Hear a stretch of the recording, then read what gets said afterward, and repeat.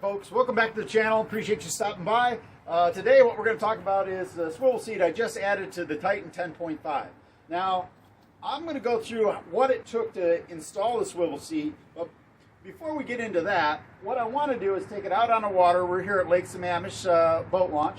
We're going to take it out on the water and see how easy it is to pedal the kayak with a swivel seat, whether I need a latch or a lock to keep it from moving. And then also I want to see how comfortable is it to reach behind me, get stuff. Is it going to affect the stability of the kayak? All of that stuff is things that I'm going to cover. And then I also mounted it a little bit higher than I had the seat before. I like to sit a little higher if I can. If it's going to be unstable, then I'm going to have to reduce the height of this. And I'll go through what I have to do in order to reduce the height if that's a requirement. All right, so I'm going to cover all that stuff, and so in the immortal words of my grandfather, if you're interested, stick around and find out.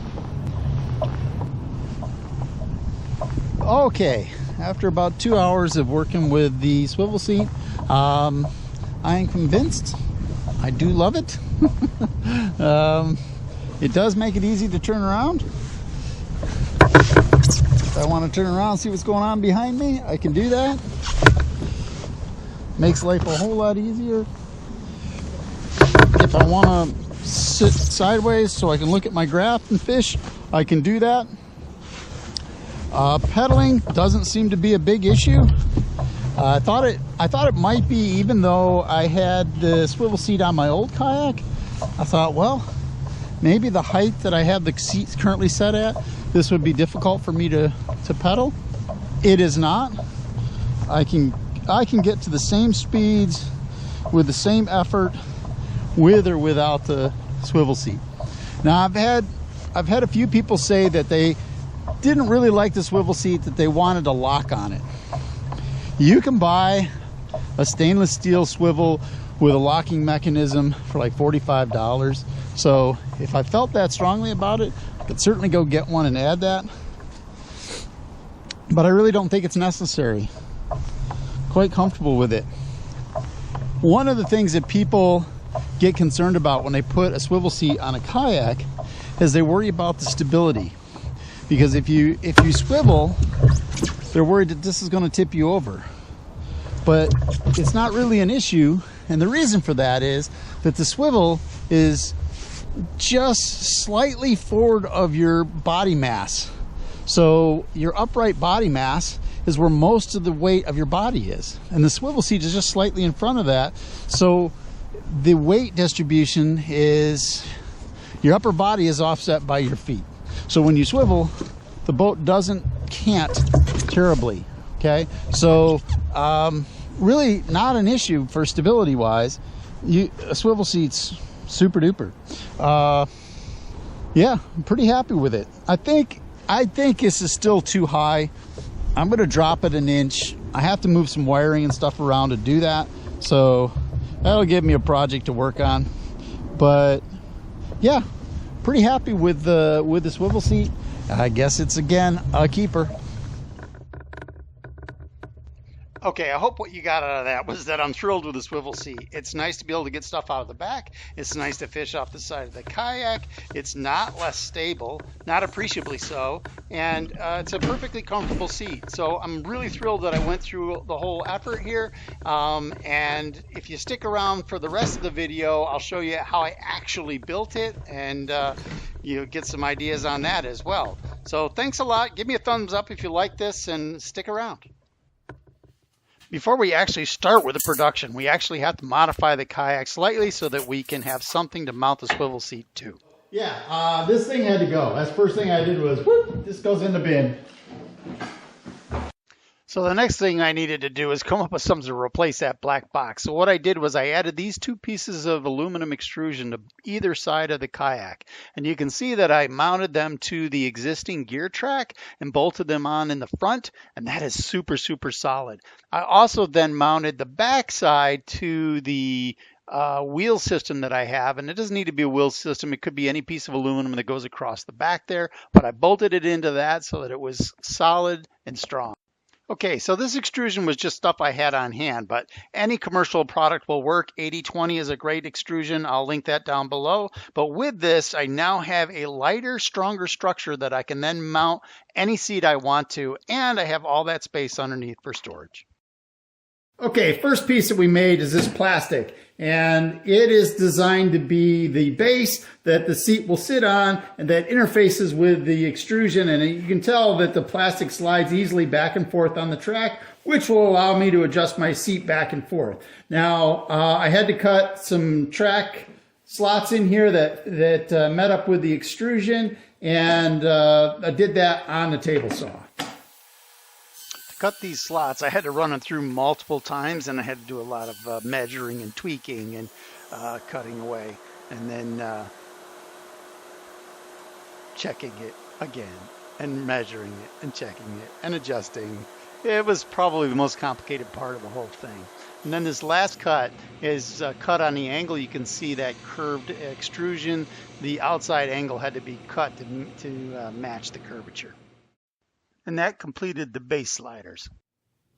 Next, we're going to cut out the risers that fit on top of the base sliders.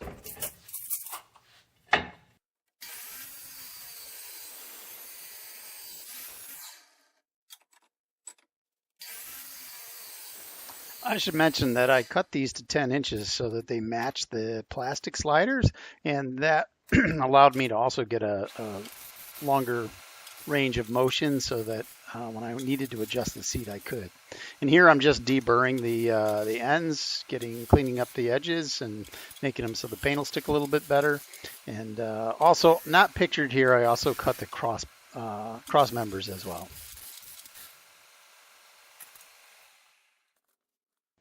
The next thing that I'm cutting here is a solid block of aluminum to go into the end of this cross members here. So those bolts right there that are through bolted through the ends of the cross members, I didn't want them to crush the tube, so I cut these short pieces of aluminum to go in there. Then I'll drill through those, and then it'll be a solid piece of aluminum just on the ends. It'll make it a lot stronger, and I don't have to worry about it crushing the aluminum when I tighten those bolts down.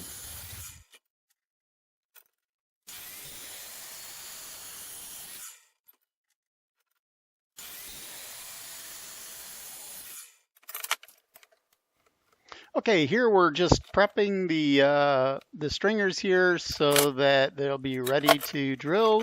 There's going to be 4 holes drilled in it, 2 that go into the sliding plastic piece and then into the track itself, and that'll hold the seat in place. And then there's 2 holes that will be where the cross members are actually attached to these stringers.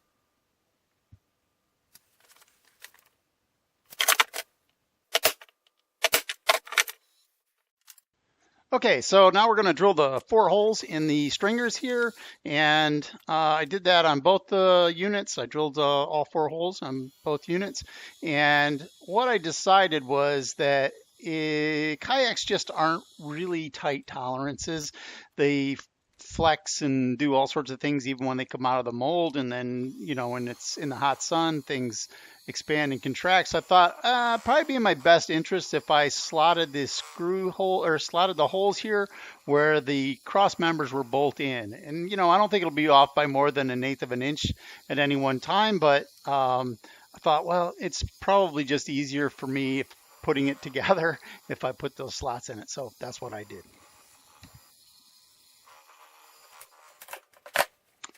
Yeah, so I decided that now might be a good time to actually check to make sure everything's going to fit. And if I have to adjust anything on the kayak itself in order to make it fit at this height, now would be the time to do it. And so I discovered that the top trays of my lure rack here probably were going to interfere with it. So I just lowered them down a little bit. Then I checked my side-to-side dimensions to make sure that it was still lining up as I had measured it previously, and yep, okay, now it looks like it's going to work. I am going to be able to make it fit with the 2 trays on top, so everything worked out right. Okay, now that I know that they're going to fit, I wanted to get that aluminum inside the the cross members, and that was very fiddly. A lot of sanding, a lot of fitting, a lot of banging, a lot of swearing. But I finally got them all in there, and so then next we'll drill them. So I go through and I drill a hole in the end of each one of these, and you can see as I'm drilling through there that it's solid aluminum because of those inserts. Will make it really strong.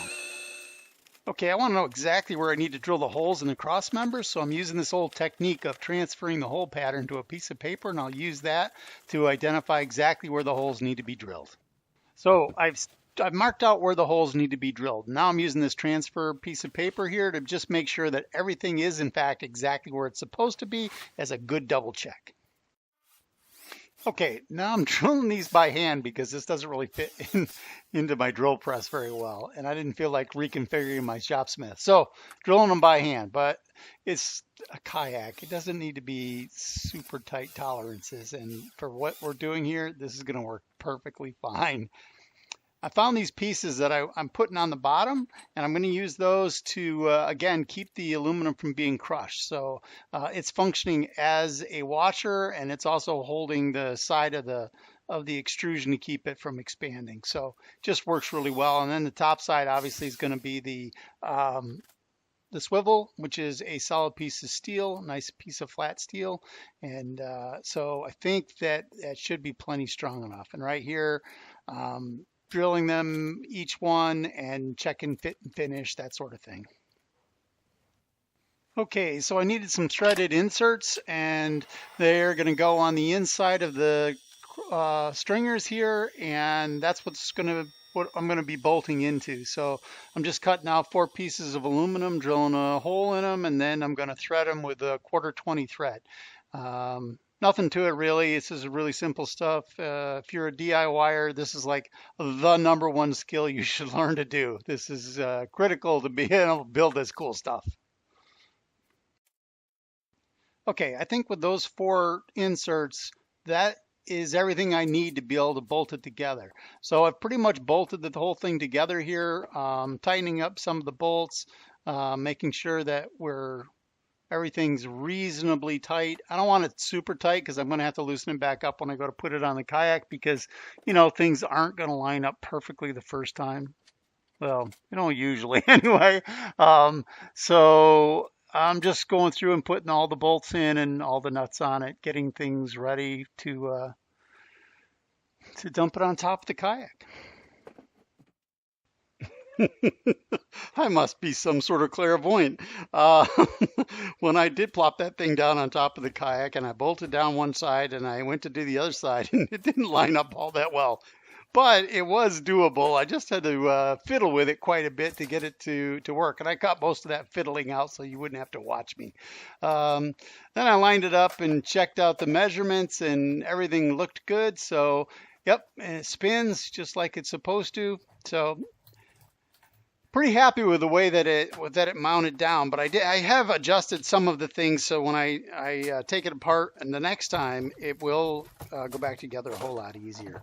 And here I am testing it out, and I have to say, once I climbed up on there and sat on it, I thought, this is a little bit higher than maybe I want. But I wrote it off as being sitting on top of the 6 foot off the ground from my kayak cart, and I thought, well, I'll give it a try. Maybe it'll be okay. So, but you heard me, and when we were out on the water, it felt like it was too high. I need to drop it down a little. Hi folks, quick update for where I stand with the swivel seat mount. So, initially I got this guy all mounted up. You saw in the video, if you were watching the cutting of the material, this is what I used initially. It's 2 inches by 1.5 inches.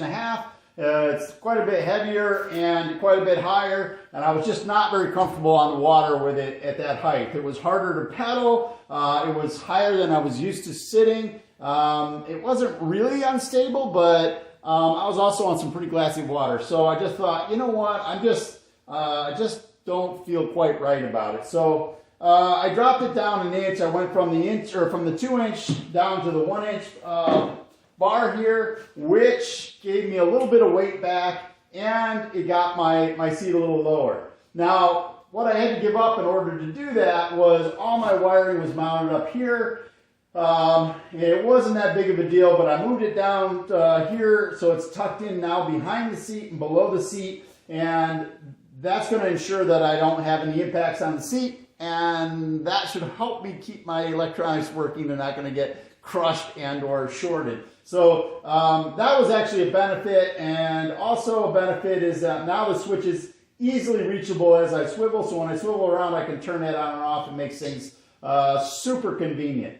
The other thing that I had to do was my measuring board was sitting here, and that was also super convenient. I really liked having it here, aside from the fact that it also interfered with my cup holder, but it was nice to be able to measure those short fish to see how close they were to being measured. So I really wanted it here, but because of the seat swivel, it comes so close to hitting it, I just don't think it's practical to mount it here. I'm probably going to end up putting it in a sheath here in the back somewhere, just because that's really the only place I have left that it will fit conveniently. So probably have to pull it out every time I need to measure a fish now, which is kind of a bummer, but I'll get over it. The next thing I had to do is this area down here below the seat. You see I have a ton of space in there, but I'm going to have to cut down my tackle from 8 boxes to 6. I know 6 is still overkill, but you know, tiny steps. I'm getting there. Anyway, so I had to get rid of 2 of those boxes of tackle. I had to consolidate some stuff, and I really did some soul searching as to what I'm willing to tie on, and I was able to eliminate a lot of stuff out of my boxes. So I'm down to 6 boxes that will fit under there, and I have two shelving units that I'll stick under there to put those boxes back in there. So that's a little bit of a concession that I had to make to get the seat to swivel here, but I really, really wanted a swivel seat, and so I'm willing to make those changes. Now that I have it all set here, at some point I will tear it all apart and paint it if I'm satisfied, and this weekend we're going to go out on the lake again, take you guys along with me, and give it the old final test to make sure that I am, in fact, completely happy with it. I am persnickety about this sort of thing, so I want to make sure I'm happy with it. Once I'm happy with it, I'm going to tear it apart, paint it, and get everything else mounted up, and then we should be good to go. Okay, here we are out on the water, and sure enough, it's a lot nicer being a little bit lower. Quite comfortable. It's only about an inch and a half, maybe higher than the stock seat. It's quite comfortable, and you can see here it's nice to be able to reach around behind me and grab different items from the back. It makes life a whole lot easier. So yep, actually thrilled with it now, and in fact I've torn it all apart and I've started to paint it. Thanks for stopping by the channel. Appreciate you. If you like my shenanigans, like and subscribe. And share all this with all your friends on all your social media platforms. It seems like that's a requirement that you say crap like that in a YouTube video.